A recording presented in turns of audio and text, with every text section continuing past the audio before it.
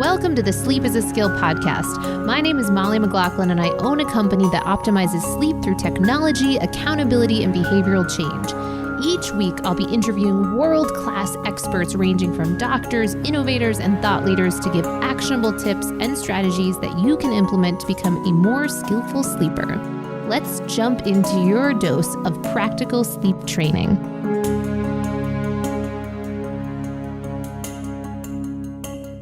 Welcome to the Sleep is a Skill podcast. On today's podcast, we actually take what is really a controversial take on melatonin. And what I mean by that is that every single podcast that we've discussed melatonin on so far has largely erred on the side of caution of supplementing with melatonin. And I've often shared that there are two very clear, distinct camps where you can have very loud opinions of one, concerns around supplementing with melatonin and what that might mean for long-term melatonin production and other concerns. And the other group being more on the side of by supplementing, we can get certain benefits from external melatonin sources. So on today's podcast, we are actually speaking with a leader in the area of the camp that really looks at bringing supplementation of melatonin in as a real approach for overall well-being. Now, as always, we bring this information to you so that you can make your own intelligent choices. We offer no medical advice on this podcast. So we are simply sharing different thought leaders and different pieces of information on your journey to improving your sleep and your health. So I really hope that you enjoy this conversation. If you have any questions, comments, call outs, please don't hesitate to reach out at sleepisaskill.com and also check out the show notes for additional resources that we get into on today's podcast. Now, a little bit about our guest. Dr. John Lieurance is a best-selling author, physician, lecturer, and scientific advisor. After becoming severely ill with Lyme, EBV, and mold illness, Dr. John Lieurance began to explore ways to improve health at the deepest cellular level. His journey brought him to discover melatonin as the core antioxidant that supports all systems in the body. His book on melatonin takes a deep dive into healing naturally and using high-dose melatonin, along with various other practical healing methods to heal the body and live a longer and more vital life. His life focus is on vitality, longevity, and enhanced consciousness. His interest is in connecting what he calls the three legs of a stool: vitality of the body, mind mastery, and a direct experience of God. Using science and ancient wisdom, he aims to connect these dots in his own journey to becoming the best version of himself in his life, diving deeply into many healing methods to discover the deepest and most profound means to activate cellular energy, such as with melatonin, methylene blue, NAD, as well as fasting with various nutrients to activate responses. Dr. John explores many new paths in the healthcare world with his unique and fresh ideas using various delivery systems such as suppositories and nasal sprays and various protocols that he has created. And to that point, Dr. John has created a company called Mitozen with some really interesting products that might be worth checking out. I also even call out one that I have had different clients utilize as alternative state changers to alcohol. Now, this is a big topic when it comes to sleep, how to have other options besides alcohol to kind of change your state. And this has been one that I've seen some clients really take to, which is oxytocin spray that you spray through the nose. And it does have like a whole interesting state change effect. Now, I know that's counter to what we're talking about and separate from what we're talking about here with melatonin. But it is an interesting call out, and we do get into that a bit at the end of the podcast. And you can also check out in the show notes, we do have a special link that should really help support you getting the best price for any of those products that you might test out from Dr. John's online store. Now, without further ado, let's jump into the podcast. I really hope that you find this really interesting and valuable.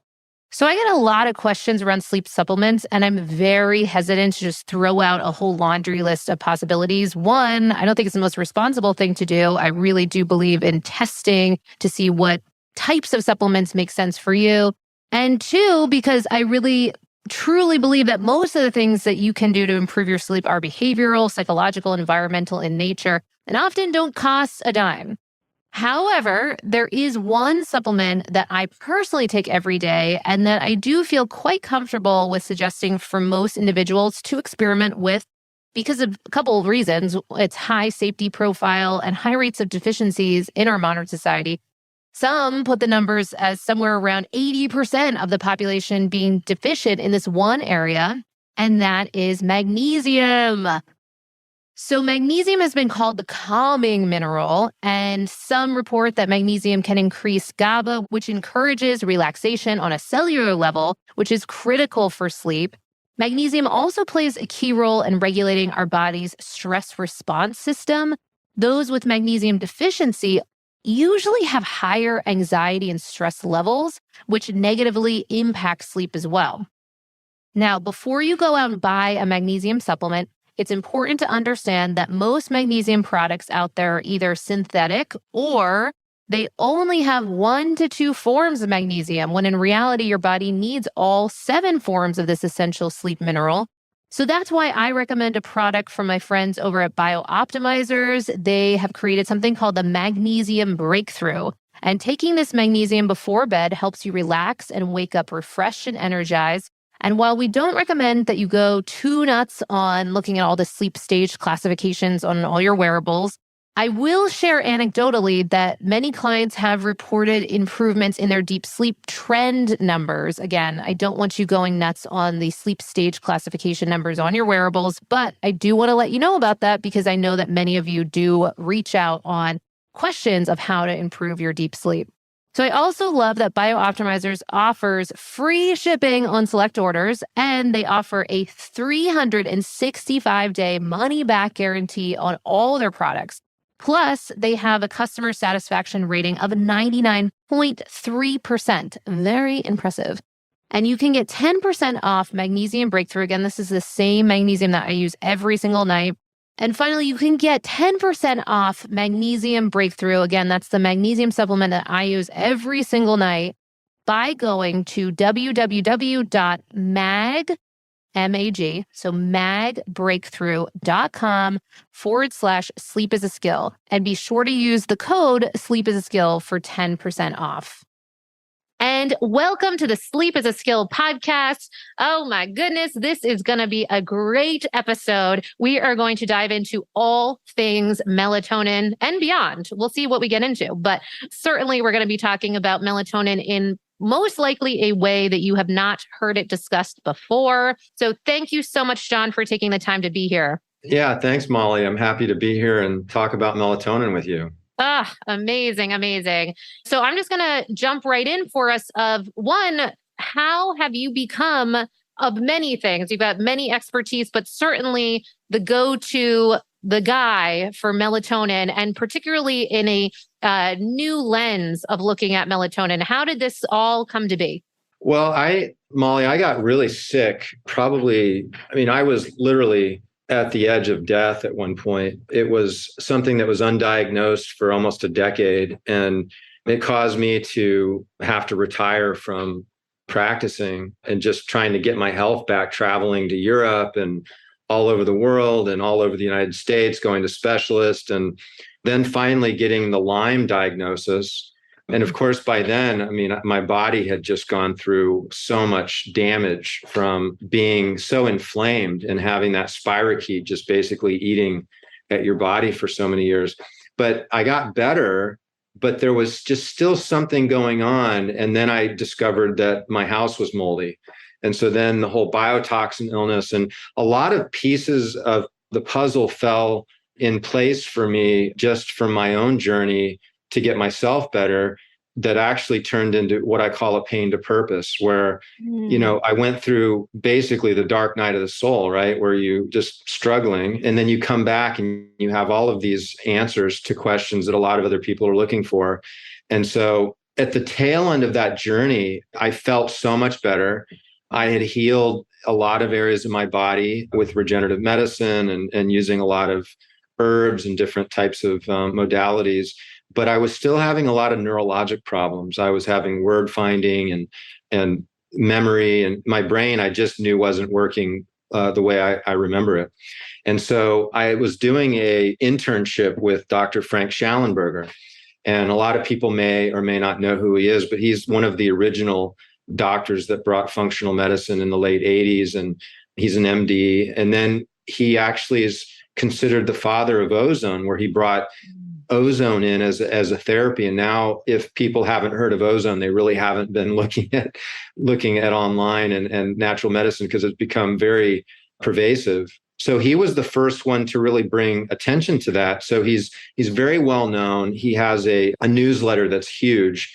So I went out there to actually learn how to test people for mitochondrial function. And this has been a very elusive test, because there's not really like a blood test in order to check the function of mitochondria, like how efficient are we making energy? Because the body wants to take glucose and oxygen and make energy that runs everything in the body. And that's extremely important, particularly for the brain and the heart, which is the most demanding for energy. And so I was interested in some of the methods. It was pretty elaborate. There was a lot of machines, and it took a couple hours to run me through all the tests. But I got a chance to stay there for a few days and do a bit of an internship with him, and wound up becoming a patient. And they had an empty slot, and I got in there and I told him my story, did an exam. And not only did he prescribe hundreds of milligrams of melatonin to me, but I saw him do this with many patients, because his specialty sees a lot of cancer. So between cancer and a lot of like neurologic, whether it's degenerative neurologic or traumatic or whatnot, he was prescribing patients 200 milligrams at night orally. And then if they could stand it, he wanted them to take 200 during the day. And what he told me at the time, which has really stood true, is that 20% of the population can't take melatonin during the day, but because the mechanism with melatonin is such that when light hits our eye, then melatonin's not active. So during the day, the pineal stores melatonin based on light that goes in the eye, mostly blue and green, which is what the sky is going to emit, right? That's be like daylight. And so this causes the pineal to store melatonin. And when you get darkness, then it releases and it's activated. And so we have a lot of melatonin that's running through our body at every cell, which I really like to dive into in this interview so people can understand the concept of extra pineal melatonin, because nobody's talking about that. But the amount that's in the pineal is really tiny, right? And so this amount is 100% based on light exposure to the eyes during that day. And there's no negative feedback loop. So if you take melatonin, it does never shut down your own production. So all of these specialists and people that, we had a short conversation before we started recording about how there's a lot of skepticism about the safety of melatonin, because it is a hormone, and most hormones have this negative feedback loop. You take testosterone, your gonads are they're going to atrophy, because the body's going to say, hey, we have that, we don't need to make it. If you take progesterone or estrogen, your ovaries can do the same thing. If you take adrenaline or cortisol, your adrenal glands shrink. So it's a very slippery slope when you get into hormones, but this does not apply to melatonin. Can you say more about that? Because exactly before we hit record, we were discussing and saying that you totally stand as our first person on this podcast so far, really putting the flag in the ground on there's a new way to think about melatonin, maybe not new to you, but new to many listeners. And so I'm wondering if you can like double click on that piece of that major concern for so many people of saying, how could this be? Maybe do we just not know? Could there be some sort of adverse effects that we're not aware of? Can you just help us kind of understand that more? Well, the way it makes sense for me is that you have this pineal melatonin that is going to be really regulating the sleep wake, right? And so during the day, we have cortisol. And so with your autonomic nervous system, there's two parts of this automatic nervous system that runs and works without you having to think or do anything. And it's really signaled through sleep and wake, day and dark. And so during the day, we need to be active and we need to be able to move around and get things done. And so adrenaline and cortisol, that's something that is spiked early in the morning, and it really gets our body activated and moving. And that's the sympathetic nervous system. There's a fight or flight part. Now, there's a balance between both the sympathetics and parasympathetic, which is the resting and digesting component, that's present always, even when you're sleeping. But the favor of the balance is going to be more with the sympathetics during the day, and the favor with the parasympathetic is going to be at night. The main regulator of the parasympathetic nervous system is melatonin. Now, if you look at a graph on what we secrete melatonin-wise and age, it's very high when we're young, and it just goes to nothing. Yes. You look at your 40s and you've got nothing there. Now, another interesting graph to hold next to that is heart rate variability, right? Yeah. And so heart rate variability, I think for a lot of people, it sounds like a really complicated science figure. And it's like, even early on in my career, it was something I didn't really pay attention to. And I just thought was more difficult to wrap my head around than it really was. But in essence, it's basically a reflection of how balanced your autonomic nervous system is between the sympathetic and the parasympathetic. And so because your heart is controlled by the autonomic, you're not having to think beat, beat, beat, beat. It's happening, right? Breath is the same way, your respiration, although you can control your respiration and it's also automatic. Digestion's the same way, right? We don't have to think about digesting our food. Secreting hormones, there's a number of different systems that are kind of regulating through the autonomics. But the heart gets input from the sympathetic and it gets input from the parasympathetic. And so because of that, when you look at the beat, there's a variability. So we want it to be a little bit less regular because there's nuances that would suggest that the sympathetics jumping in and the parasympathetics jumping in. But when it becomes too without variability, that means that one part of that autonomic is dominant. And how often are we too calm and cool? Right.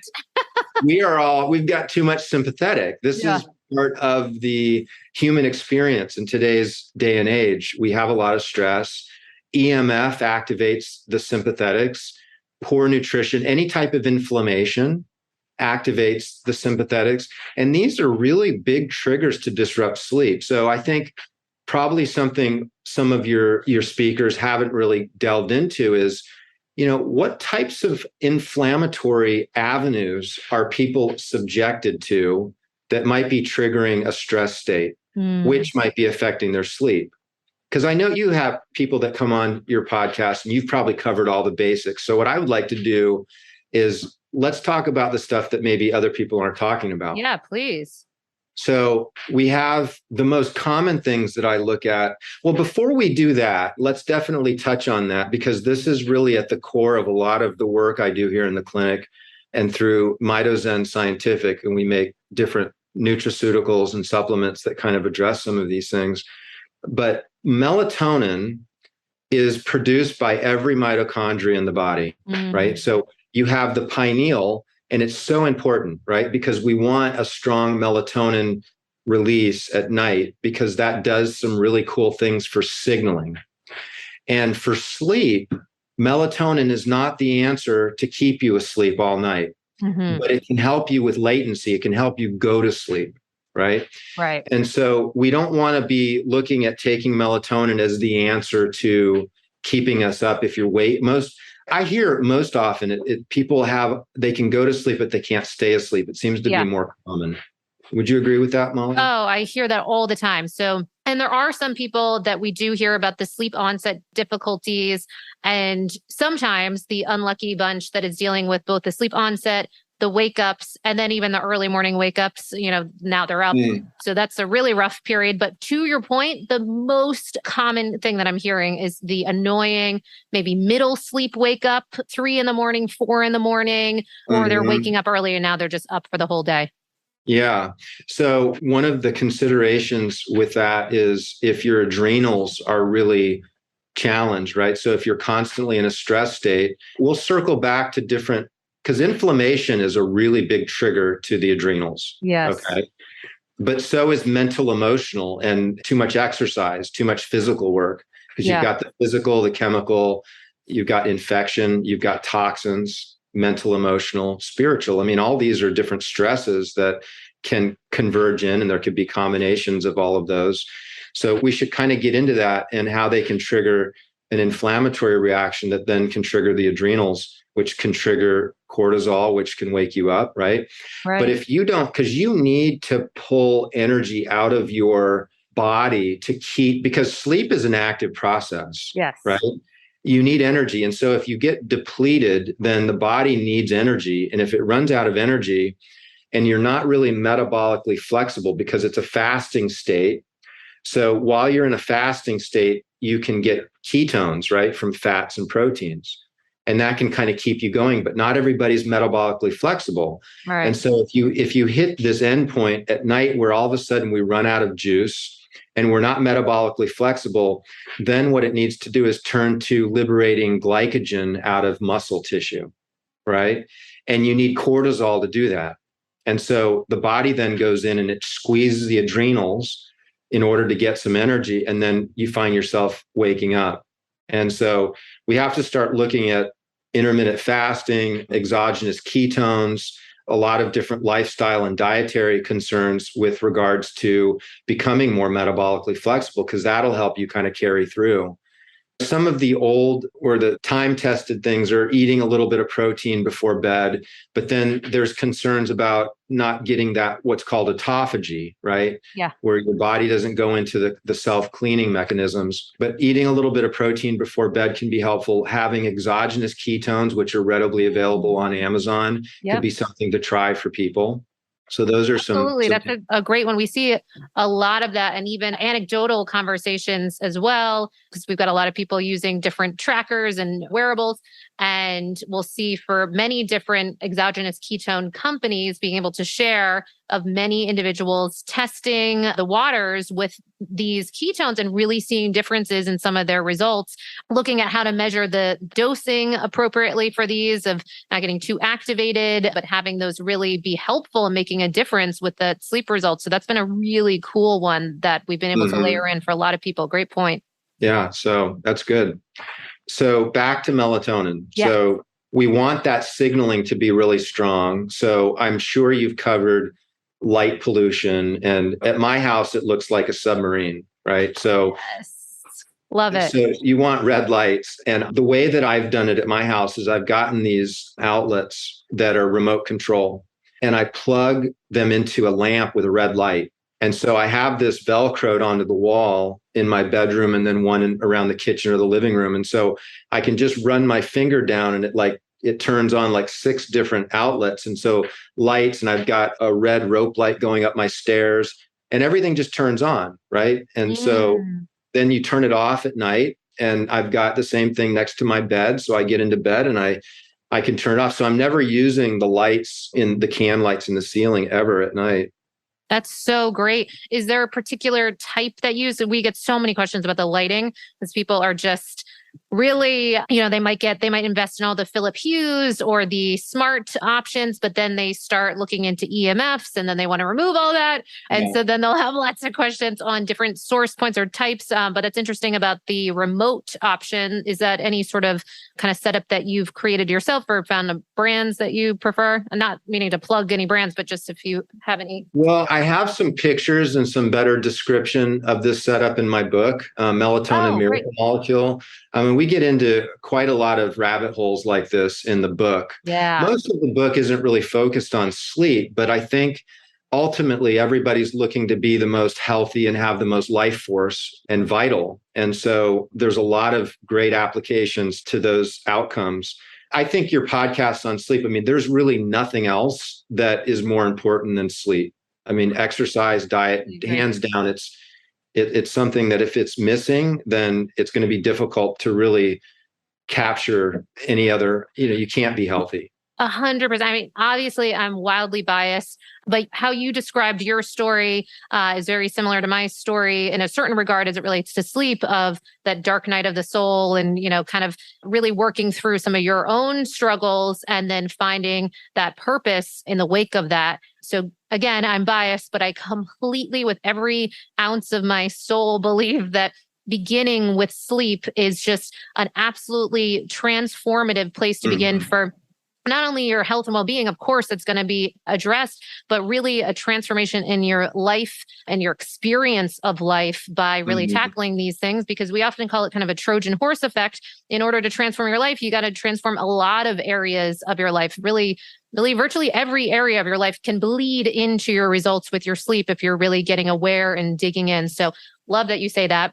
And, on this topic of melatonin, so you are likely piquing the interest of the listener of saying, okay, maybe, all these things that I've heard about melatonin are the cautionary tales, or it's only as far as high dose melatonin. Yeah, maybe I've heard about it in studies for cancer or specific indications, but how do we make that leap to now applying this to the general public? What does that look like? What would some of the benefits be? How would this affect sleep? I know I'm asking you a million questions. And for those people that are maybe saying, what, a high dose? I take like a couple milligrams and I feel it the next day, or I'm tired. Any of those questions that you're interested in, please let us know. Yeah, well, there's a lot there. I feel like we need to set a bit of a base here, because in order for me to answer some of those questions and have it meaningful for people, they really need to understand melatonin. I'm going to simplify this, okay? Because I mean, you can read the whole book and there's a lot of deep dives, but to distill it down to one simple kind of concept is that melatonin is the great resilience molecule, right? So it is the molecule that allows us to accept stress and to maintain our ability to make energy in the midst of stress, okay? And so there's a concept called hormesis. So we have a certain level of stress, like let's use exercise, right? You can lift a certain amount of weight, right? But then there's a certain amount of weight that becomes damaging to your tendons and your joints and your muscles. And if you don't lift enough, it doesn't stimulate any muscle growth, right? You don't get any benefit from it, but there's like a sweet spot, right? And so if you exceed that ceiling, right, where it would be the hormetic ceiling, then there's inflammation that's going to ensue. So if you have a sunburn and you get too much sun, then it's inflammation to the skin. If you get toxin, but it's too much toxin, it's going to result in inflammatory reaction. If you're exercising and you over-exercise, you're going to have inflammation. So every single stress has one thing in common, which that stress will end up as an inflammatory reaction in the body that the body has to deal with.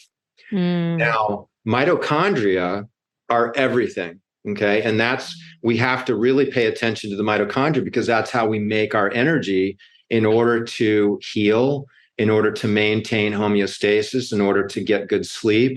Really, literally every single system in the body needs the energy, and the mitochondria do not like inflammation. So if they start swimming and there's too much inflammation in the form of cytokines, the cytokines literally tell the mitochondria says, I'm done. I can't deal with this environment. It's like somebody that's working in a messy desk and they show up at work and they tell their boss, listen, I'm done. I quit. And they walk out. Right. So then all of a sudden the boss is like, holy moly, I have to keep the work going, but like you are the best. So, and this is what happens in the cell, is that the mitochondria quits. And so the energy has to be made outside of the mitochondria. So instead of it being aerobic glycolysis, which is with oxygen, it becomes anaerobic glycolysis without oxygen. You only get 10% the amount of energy, right? So now everybody's familiar with COVID and the cytokine storm, right? Yeah. And that's what kills people, right? Yeah. So that's the cytokines. The infection activates a certain level of inflammation. And at a certain level, the immune cells, the mitochondria within the immune cells say, I can't do it anymore. I quit. And so your immune cells then have to make that switch, and you only have 10% the amount of energy production versus if you're in the mitochondria. So you're fighting a battle with 10% of your troops.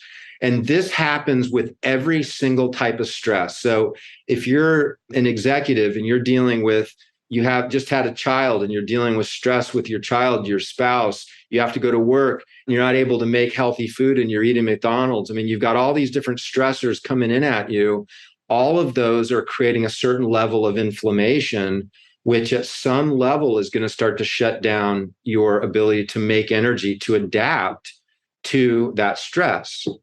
Melatonin is at the core of that adaptation because it's within the mitochondria and it's keeping your cell making energy in the mitochondria and keeping it from going outside. And if you take it exogenously, you can actually switch it back from outside back in. And that's why they give melatonin to people in the hospitals with COVID. They've done studies with like Ebola and some deadly viruses where the survival rate literally went from survival being like 6% to like 86% just with giving them melatonin. And it's from this exact mechanism. So we look at people nowadays that are dealing with so much stress, and then people having birthdays, you're getting older, you're producing less melatonin, heart rate variability has become declined, which is a direct relationship to the weakness of the parasympathetic, which is a direct relationship to the amount of melatonin that they have, because that's the parasympathetic nervous system, right? So taking exogenous melatonin to me makes a lot of sense. I personally, it turned my brain back on. I mean, I look at pictures of myself 10 years ago and it's dramatic, my skin. And I've seen this with other people, and I can stop taking it and I still get a good night's sleep. So it's not like something that I'm dependent on. And I've been taking high doses of melatonin for years. I find it extremely important when I travel, because when we travel, right, it's like, that's when it's like the stresses of the airplane. And then you get to maybe a new time zone. So I think that high dose melatonin, if anything, for the traveler can be really a game changer. Yeah, that also makes me think of shift workers. We also have a particular niche in poker. We work with a lot of poker players who, arguably often are like shift workers and in casinos that are by design meant to kind of cut us off from the rhythms of nature. So do you see the application being there really important as well for shift workers, rotating shift workers? That's been one of the areas that even the most resolute of people that have been concerned or conservative with melatonin have often recommended this for jet lag and for shift work. And often another recommendation is in the elderly population as we're aging. So for you, you would underscore the use of that in those situations, but then also for the regular human that's just day to day looking to improve their sleep, their health, the inflammation factors that you're speaking to, and the mitochondrial health as a whole. Yeah, there's a lot of utilities with it. I mean, I see people like myself, I'm healthy. I take high dose melatonin because I just feel better. I look better. I can handle more stress. My sleep and my heart rate variability is incredible when I'm taking high dose melatonin. And that's kind of what I want to do long-term to not just live longer, but also enjoy and be healthy during my living years. But I also see people that take it occasionally when they have, like if they have an infection. I think there's an argument that melatonin could really help shorten and protect you during infections. If you have toxic exposures, I mean, there's studies showing that like massive amphetamine toxicity, that melatonin can like totally protect you. That melatonin can detox the brain from heavy metals. So it has a very protective aspect to it.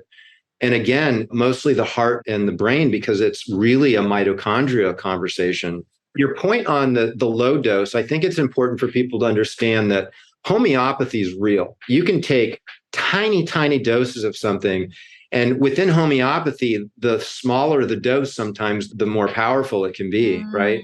But you're not actually getting that substance, but you're getting a signaling with that. And so melatonin orally is only 1.5% absorbed, 1.5 to 2.5% absorbed. This is out of the literature. So if you're talking about 2 milligrams or 5 milligrams, you're really talking about such a minute amount. And then the peak plasma of that is really going to be very short, because peak plasma, it's a concept where if you take something orally or an IV or any type of delivery, there's a certain amount of time that nutrient's going to be available in the blood for the cells to pull it in, right?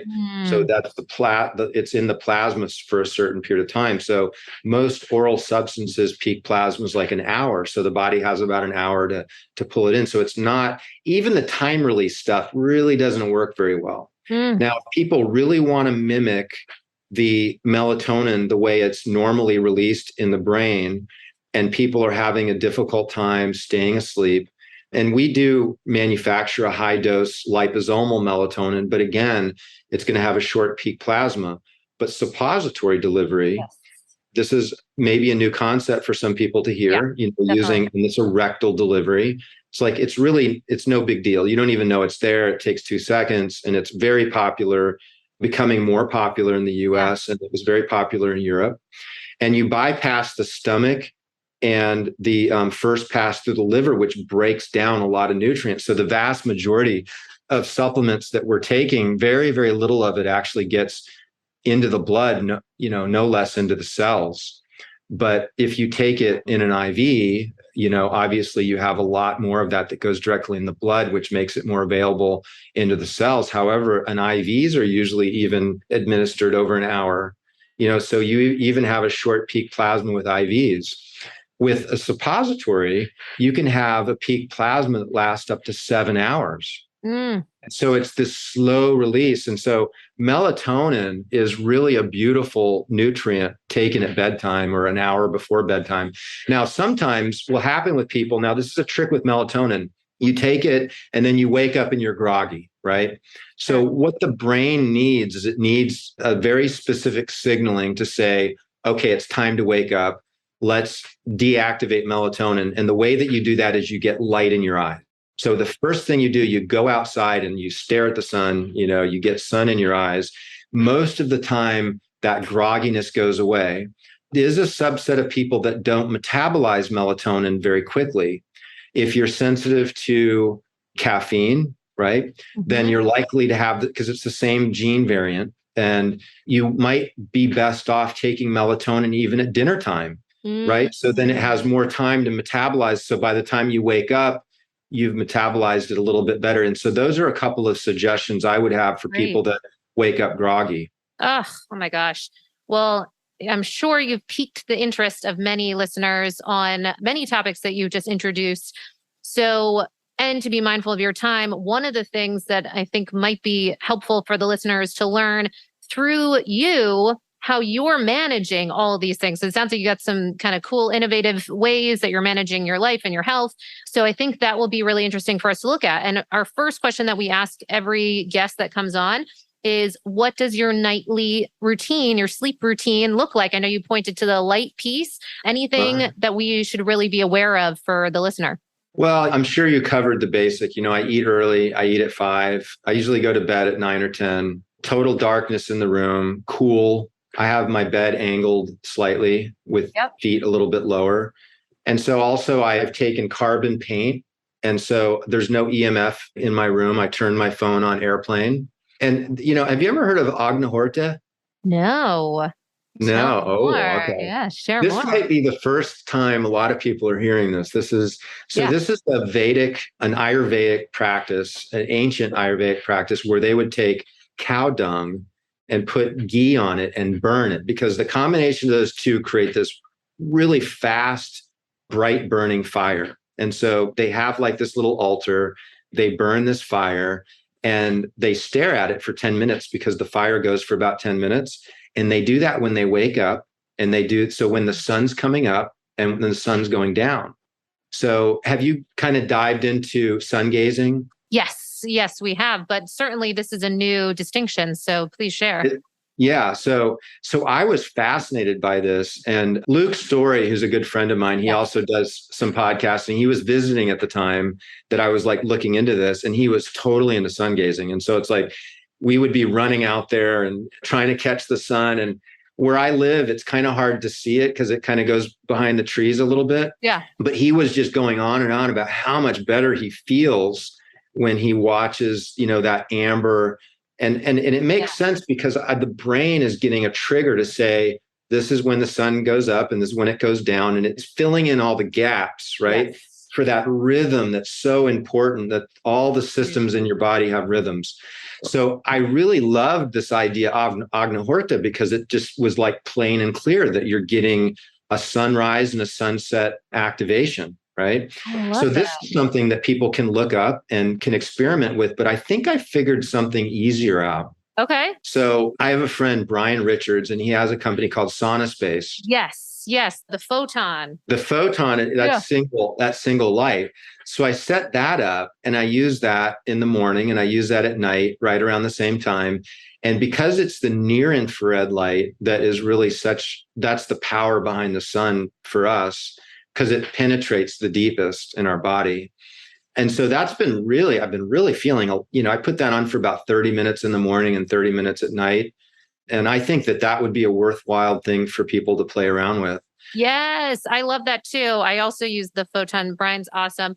He was on the podcast a bit ago and also shared it as what he calls an antidote to the blue light exposure that he might have if he's going to watch a show or a movie or whatever. He'll put that on to kind of counteract. I mean, such a cool utility. And to your point, especially too, creating those guardrails for ourselves of kind of the start of the day and helping to signal the end of the day. I think that's really, really a great call out. That's fantastic. Yeah. So, I mean, these are I think we're bringing out some really good points in this interview here. So I'm really excited for the listeners to, this is something you might want to listen to twice, and take some notes. And absolutely, get your book and to go in deeper to some of the distinctions that you really kind of carve out and go in deeper on. And usually I leave that to the end, but I think it's just so clear to underscore for people that would be a great pathway for action.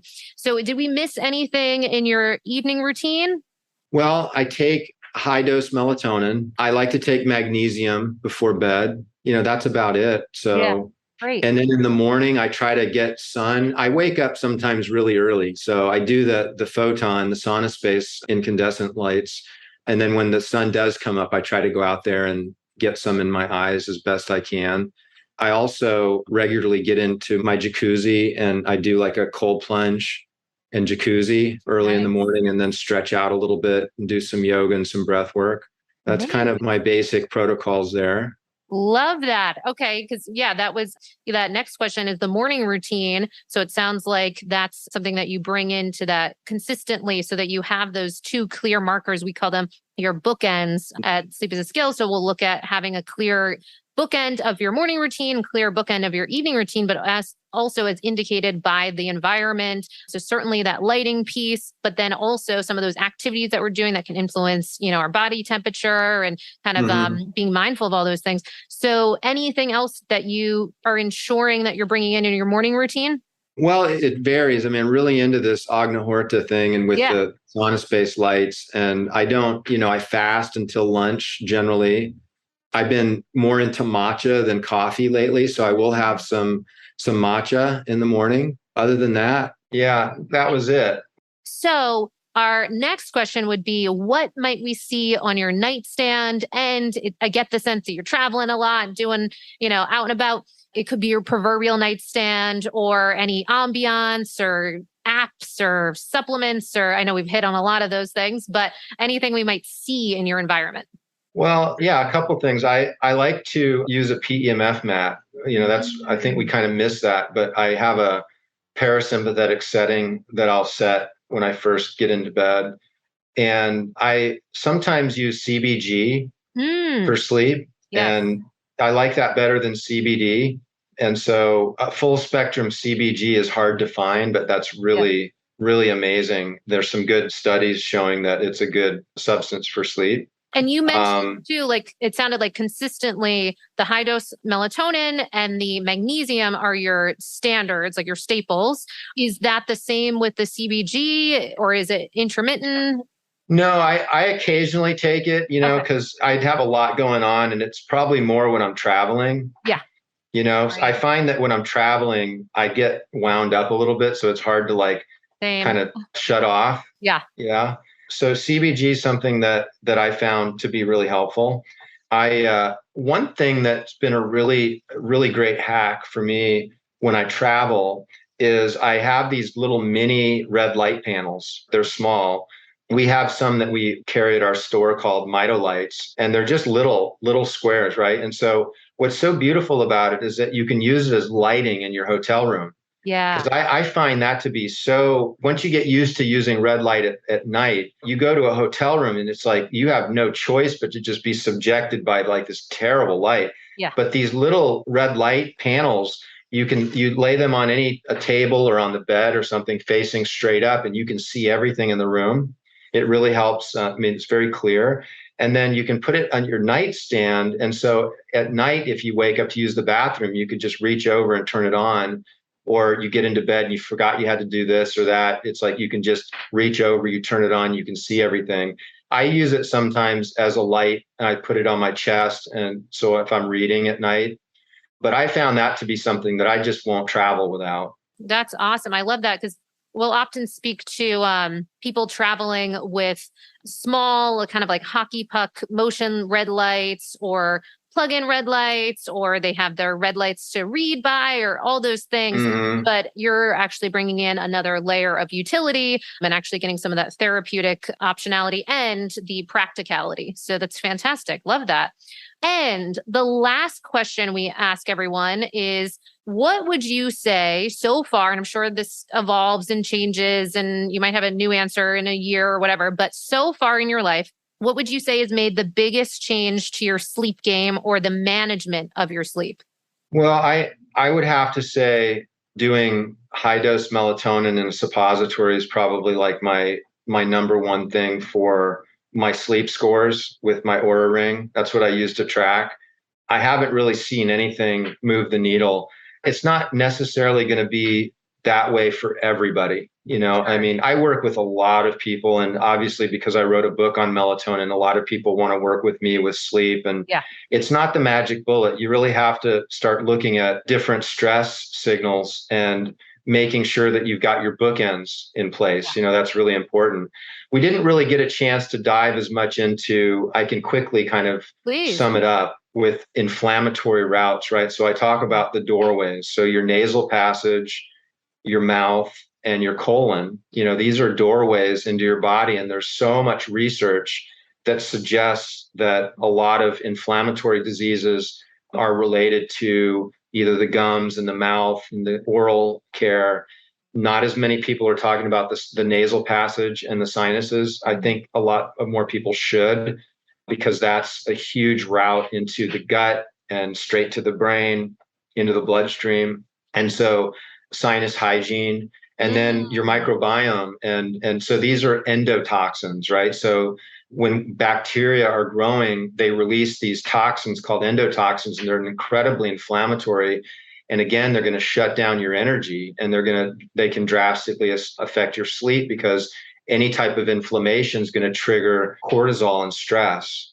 And so Ganesh is the Hindu god of doorways, right? They say remover of obstacles.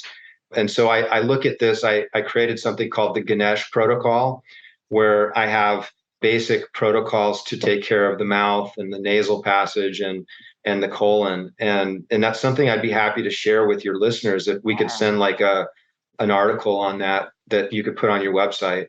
Yes, we would love that, please, because actually you've really brought up, because again, we asked these 4 questions to everyone, and you've brought in some things that we haven't heard yet. So I really appreciate that. And please, our audience, we've found is really, really curious, and we like to bring about this intentionality of experimentation and exploring some of these different ways of helping to support our sleep and our health. So that would be amazing. Thank you so much. Yeah, well, it's been a real pleasure, Molly. And thanks for bringing me on your podcast and introducing me to your followers. Oh, well, thank you so much for taking the time.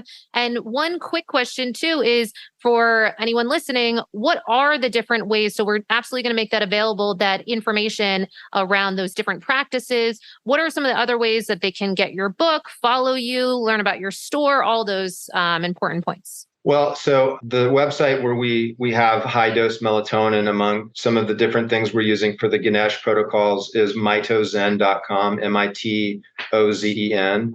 And our clinic here in Sarasota, Florida is advancedrejuvenation.us. And then I'm on Instagram as well. And that's your out of box doc. And one thing that I didn't mention too, so I have a book on Amazon. It's called Melatonin Miracle Molecule. And then I recently released another book. It's called It's All in Your Head. And the primary kind of focus is this adjustment that I do using endonasal balloons. And most people have never heard of it, but there's really a lot of really interesting information in there, especially the chapter on the pineal. And I get deep into Agna Horta, I get into sun gazing, and, we really get into a lot of, I think, deeper, more applicable subjects in that chapter than even because it was written after the melatonin book.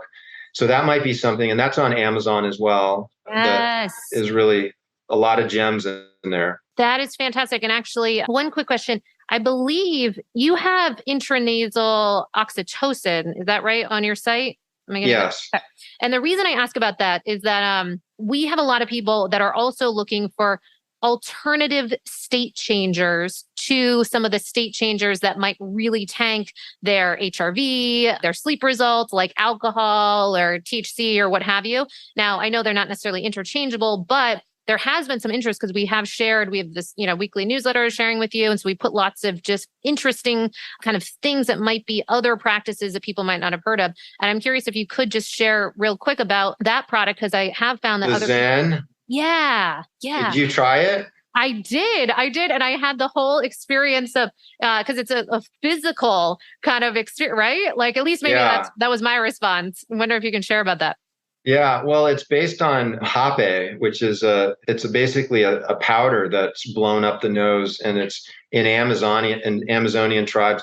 And a lot of like shaman have picked it up, and they'll do it in different types of ceremonies and celebrations with psychedelics and plant medicine and so forth. So I made a nasal spray with it, and we actually just launched a CBG version of the Zen.